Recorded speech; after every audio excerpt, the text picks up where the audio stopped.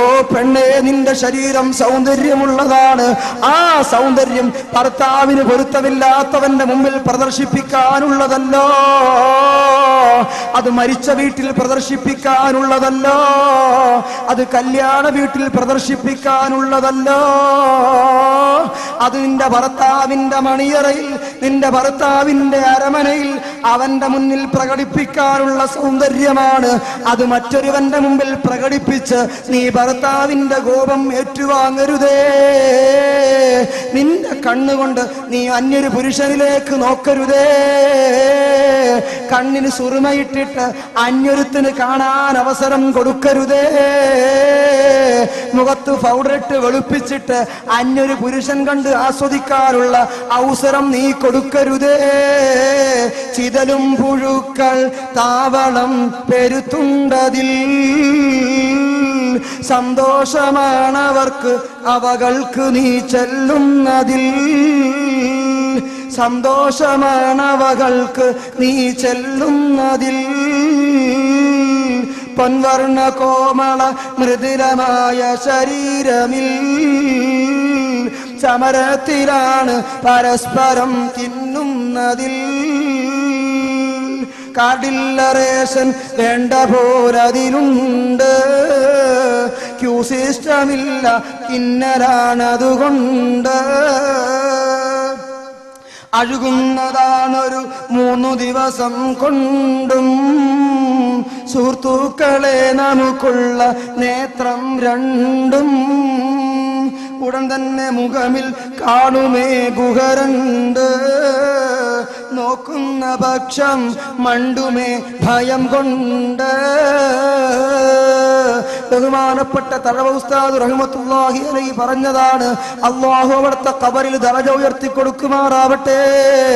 എന്റെ പെങ്ങളെ, നിന്റെ കണ്ണ് അന്യൊരു പുരുഷനെ ആകർഷിപ്പിക്കാൻ നീ കൺമഷി എഴുതിയ നിന്റെ കണ്ണ് നിന്നെ ഖബറിലേക്ക് വെച്ചാൽ അവിടെ പിന്നെ ആ സൗന്ദര്യത്തിനെ പ്രതീക്ഷിച്ചിരിക്കാൻ അവിടെ ആരുമില്ല പെങ്ങളെ.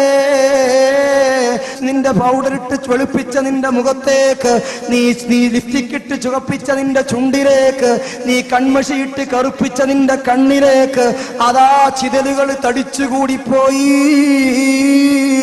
നിന്റെ അടുത്ത റേഷൻ കടയിൽ റേഷൻ കാർഡിലേക്കില്ലാതെ നിനക്ക് റേഷനരി കിട്ടൂല എങ്കിൽ ഈ ഖബറാകുന്ന റേഷൻ കടയിൽ അവിടെ യാതൊരു ക്യൂ സിസ്റ്റവുമില്ല. കാർഡില്ല റേഷൻ വേണ്ട പോലതിലുണ്ട്, ക്യൂ സിസ്റ്റമില്ല തള്ളലാണതുകൊണ്ട്. അന്യൊരു പുരുഷന്റെ ദർശനത്തിനും സ്പർശനത്തിനും വേണ്ടി നീ കൊതിച്ചു പോയി എങ്കിൽ നിന്റെ കണ്ണവിടെ നശിച്ചു പോയി, നിന്റെ മുഖമവിടെ നശിച്ചു പോയി, നിന്റെ ചുണ്ടവിടെ നശിച്ചു പോയി. അതുകൊണ്ട് എന്റെ പെങ്ങളെ, ആലോചിച്ചു ജീവിച്ചോ, ചിന്തിച്ചു ജീവിച്ചോ, മുൻഗാമികളിലേക്ക് മടങ്ങിക്കോ. മഹിളമാരോട് മുത്തുനബി തങ്ങൾ നൽകിയ മുന്നറിയിപ്പുകൾ ജീവിതത്തിൽ ഓരോന്നോരോന്നായി മനസ്സിലാക്കി അത് ജീവിതത്തിൽ നിന്ന് അടർത്തി മാറ്റേണ്ടതിനെ അടർത്തി മാറ്റി, അടുപ്പിക്കേണ്ടതിനെ അടുപ്പിച്ച് അല്ലാഹുവിന്റെ പൊരുത്തത്തിൽ ജീവിച്ച് അവന്റെ പൊരുത്തത്തിലായി മരിക്കാനുള്ള ശ്രമം നടത്തിക്കോ. എപ്പോഴാണ് മരിക്കുന്നതെങ്കിലും ഈമാനുള്ള മരണം വരിക്കാനും സാലിഹീങ്ങൾ സംഗമിക്കുന്ന സ്വർഗത്തില് സയ്യിദത്തുൻ നിസാ ഫാത്തിമത്തുസ് സുഹ്റാ, ആയിഷത്തു തുഹ്റാ, ഖദീജത്തുൽ കുബ്റാ റളിയല്ലാഹു തആല അൻഹുന്ന ആ മഹദിമാരോടൊന്നിച്ച് സ്വർഗത്തിലെത്താൻ ആശിക്കുന്ന പെങ്ങളെ, അതിനു വേണ്ടി പണിയെടുത്തോ, അതിനു വേണ്ടി ജോലി ചെയ്തോ, ആ രൂപത്തിൽ നിന്റെ ജീവിതം ചിട്ടപ്പെടുത്തിക്കോ. ബീബി ഫാത്തിമത്തുസ് സുഹ്റാ റളിയല്ലാഹു അൻഹയെ അലിയാർ തങ്ങൾ വിവാഹം കഴിച്ച് ആദ്യ രാത്രിയാണ്. ഫാത്തിമ ബീവി മണിയറയിൽ പുതുമാരനെയും പ്രതീക്ഷിച്ച് കാത്തിരിക്കുകയാണ്. ആ കാത്തിരിക്കുന്ന വേളയിൽ അതാ കുറഞ്ഞ സമയം കഴിഞ്ഞപ്പോ അലിയാര് തങ്ങൾ മണിയറയിലേക്ക് കടന്നു വരികയാണ്. ആ അലിയാര് തങ്ങളുടെ മണിയറ ആധുനിക സമൂഹത്തിന്റെ മണിയറ പോലെ അലങ്കൃതമായ മണിയറയല്ലല്ലോ. ഈത്തപ്പനകോല കൊണ്ട് മറച്ച വീടിന്റെ ഉള്ളിൽ, ഈത്തപ്പനയോല വിരിച്ച പായ്ക്കുള്ളിൽ അതാ ബീവി ഫാത്തിമത്തു സഹ്റാ റളിയല്ലാഹു അൻഹ ഇങ്ങനെ ഇരിക്കുമ്പോ അലിയാര് തങ്ങൾ വരികയാണ്. കടന്നു വന്നുകൊണ്ട് ചോദിച്ചു, ഫാത്തിമ, അതെ ഞാൻ കടന്നു വരാൻ വൈകിയോ? ഇത് ചോദിച്ചുകൊണ്ട് ഫാത്തിമ ബീവിയുടെ മുഖത്തെ അലിയാര് തങ്ങൾ നോക്കിയപ്പോഴാണ് ഫാത്തിമ ബീബി റളിയല്ലാഹു അൻഹയുടെ രണ്ട് കണ്ണും ചുവന്നു തുടുത്തുപോയി. ഫാത്തിമ ബീവിയുടെ കവിൾത്തടങ്ങളിൽ നിന്ന് അതാ കണ്ണുനീരൊലിച്ചു കൊണ്ടിരിക്കുകയാണ്. വിതുമ്പി വിതുമ്പി കരയുകയാണ്. മുത്തുനബിയുടെ പൊന്നുമോള് ഓടി വന്നുകൊണ്ട് അലിയാര് തങ്ങൾ ചാരയിരുന്ന് ആ താടിയിൽ മെല്ലെ കൈകൊണ്ടൊന്ന് ഉയർത്തിപ്പിടിച്ചുകൊണ്ട് ചോദിച്ചു, ഫാത്തിമ, ഞാൻ വരാൻ വൈകിപ്പോയോ? ഫാത്തിമ, ഞാനെത്താൻ വൈകിയതിന്റെ പേരിൽ കരയുകയാണോ? അല്ല അലിയേ, എന്തിന് കരയുന്നു ഫാത്തിമ? ഈ അലിയൊരു ഫക്കീറാണ് ഫാത്തിമ. നിനക്ക് വേണ്ടി ഒരുക്കിയ മണിയറ നിനക്ക് തൃപ്തിയാകാത്തതിന്റെ പേരിലാണോ ഫാത്തിമ? എന്നോട് പൊറുക്കടേ ഫാത്തിമ. ഇതിനപ്പുറം ചെയ്യാൻ എന്റെ സാമ്പത്തിക സ്ഥിതി എന്നെ അനുവദിക്കുന്നില്ല ഫാത്തിമ. അലിയാര് തങ്ങള് ഫാത്തിമ ബീബിയോട് പറയുമ്പോഴേക്ക് ചാടി എഴുന്നേറ്റ ഫാത്തിമ ബീബി അലിയാര് തങ്ങളെ കവിൾത്തടം തടവിക്കൊണ്ട് പറയുകയാണ്, വാ പൊത്തിക്കൊണ്ട് പറയുന്നു, അലിയേ, അങ്ങനെ പറയരുത് അലിയേ. എന്റെ അലിയുടെ ഇല്ലായ്മ എനിക്കറിയാം, എന്റെ അലിയുടെ വല്ലായ്മ എനിക്കറിയാം. എല്ലാ അവസ്ഥയിലും അലിയോട് യോജിച്ചു പോകാൻ പറ്റിയ പെണ്ണാണ് ഞാൻ. പക്ഷേ അലിയേ, ഇതൊന്നുമല്ല എന്നെ സങ്കടപ്പെടുത്തുന്നത്. അലിയേ, ഇന്നല്ലെങ്കിൽ നാളെ ഞാനങ്ങ് മരിക്കൂലേ അലിയേ?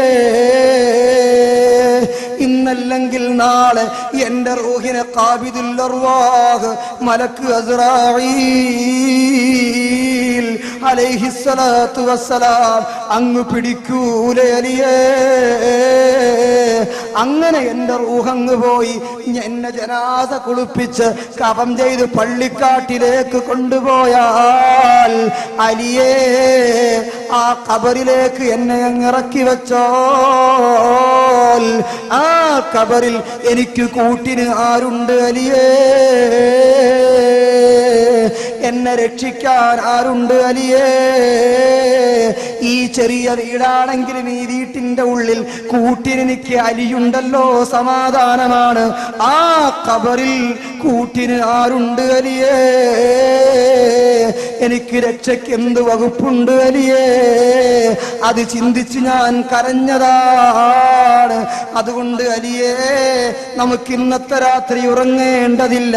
നിങ്ങൾ എന്നോട് സഹകരിക്കുമെങ്കിൽ നമുക്കൊരുപാട് നിസ്കരിക്കാം അലിയേ, ഒരുപാട് ഖുർആൻ ഓതാം അലിയേ.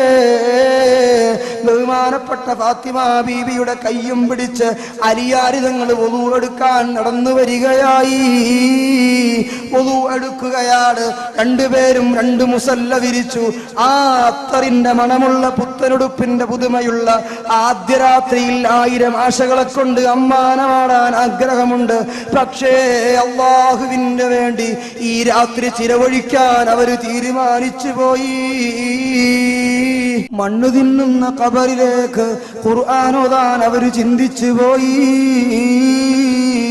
ജീവിതത്തിലെ എന്തെങ്കിലും നന്മകളെ കൊണ്ട് ഖബറിലും മഹ്ശറയിലും രക്ഷപ്പെടാനുള്ള ആ ഏറ്റവും പ്രഥമവും പ്രധാനവുമായ രാത്രിയെ അവരുപയോഗപ്പെടുത്തിപ്പോയി. എന്റെ ഉമ്മമാരെ, എന്റെ സഹോദരിമാരെ, ആരാണ് ഈ പ്രവർത്തനം ചെയ്യുന്നത്? ആരാണ് ഈ ഉറക്കമൊഴിക്കുന്നത്? ആരാണ് ഈ പാതിരാത്രിയിൽ നിസ്കരിക്കുന്നത്? എന്നെപ്പോലെ നിന്നെപ്പോലെ തെറ്റ് ചെയ്യുന്ന പെണ്ണല്ലല്ലോ. 24 മണിക്കൂറും സീരിയലിന്റെ മുമ്പിൽ സമയം ചെലവഴിക്കുന്ന പെണ്ണല്ലല്ലോ. വൃത്തികെട്ട സിനിമ കൊണ്ട് കണ്ണ് നശിപ്പിച്ച പെണ്ണല്ലല്ലോ. വൃത്തികെട്ട സിനിമ കണ്ടിട്ട് കണ്ണ് നശിപ്പിച്ച പെണ്ണല്ലല്ലോ. ഹറാമ് ചിന്തിച്ചിട്ട് ഹൃദയം നശിപ്പിച്ച പെണ്ണല്ലല്ലോ. അല്ലാഹുവിനെ കുറിച്ച് മനസ്സിലാക്കിയ, അല്ലാഹുവിന്റെ റസൂലിനെ കുറിച്ച് മനസ്സിലാക്കിയ, റസൂലിന്റെ മടിത്തട്ടിൽ തലവച്ച് കിടന്നുറങ്ങിയ ആരംഭപ്പൂവിന്റെ പൊന്നുമോളായ ബീബി ഫാത്തിമത്തു സുഹ്റാ റളിയല്ലാഹു അൻഹയുടെ രാവിന്റെ അവസ്ഥയാണിത്, ആദ്യരാത്രിയുടെ അവസ്ഥയാണിതെങ്കിൽ എന്റെ പ്രിയപ്പെട്ട പെങ്ങളെ, എന്റെ പ്രിയപ്പെട്ട സഹോദരി, ഈ വൈകിയ വേളയിൽ എന്റെ സംസാരം ഞാൻ നിർത്തുകയാണ്. ഇൻഷാ അല്ലാഹ് താമസിക്കാതെ ഇവിടെ ദുആ നടക്കും. ബഹുമാനപ്പെട്ട അംറുസ്താദിന്റെ നേതൃത്വത്തിൽ ഇവിടെ കുറച്ച് ദിക്റുകളും സ്വലാത്തുകളും ചൊല്ലി ദുആ നടക്കും. എന്റെ പ്രിയപ്പെട്ടവരെ, നാം ഒരുപാട് ചിന്തിക്കേണ്ടതുണ്ട്. എപ്പോൾ മരണം വന്നാലും ഈമാനുള്ള മരണം മരിക്കാനും സ്വാലിഹീങ്ങൾ സംഗമിക്കുന്ന സ്വർഗത്തിൽ സംഗമിക്കാനുമുള്ള വഴി തേടി അലയുകയും ആ വഴിയിലൂടെ സഞ്ചരിച്ച് അവസാനം അവരോടൊന്നിച്ച് സ്വർഗത്തിലെത്തിപ്പെടാനും അല്ലാഹു നമുക്ക് തൗഫീഖ് ചെയ്യുമാറാവട്ടെ.